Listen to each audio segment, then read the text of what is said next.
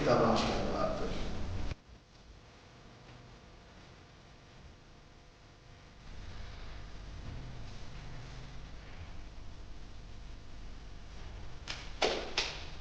Kim atıldı buna? Oo. Davam edirik.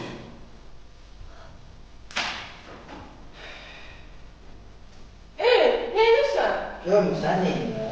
Özdə ki, bura mənim yerim. Niyə orada oturmuşsan? Hardan sən yer ol? Mən uçmuşamsa demək buna mənim yerimdir. Söz. Bu kimin səsi gələn? Görmürsünüz dərsi sağlayın ya. Dərs dinləyin. Sən niyə qarşına dərs sağlayın?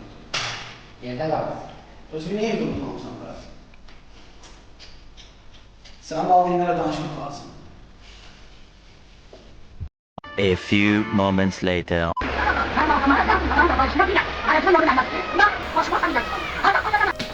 Görsən tərbiyə verdim uşağı. Gündə bizi məktəbə çağırırlar.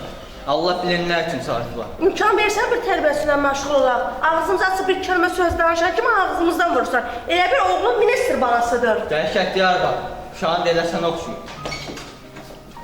Düz söz adamı belə yandırar, bax. Hər şeydə bir cavabım var.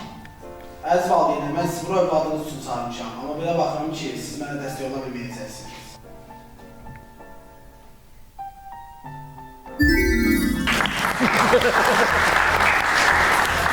Videonun təsirindən çıxa bilmir deyə, ona görə əl çalmaq yaddan çıxmış. Məncə də. O qədər güldük video zamanı yorulduq.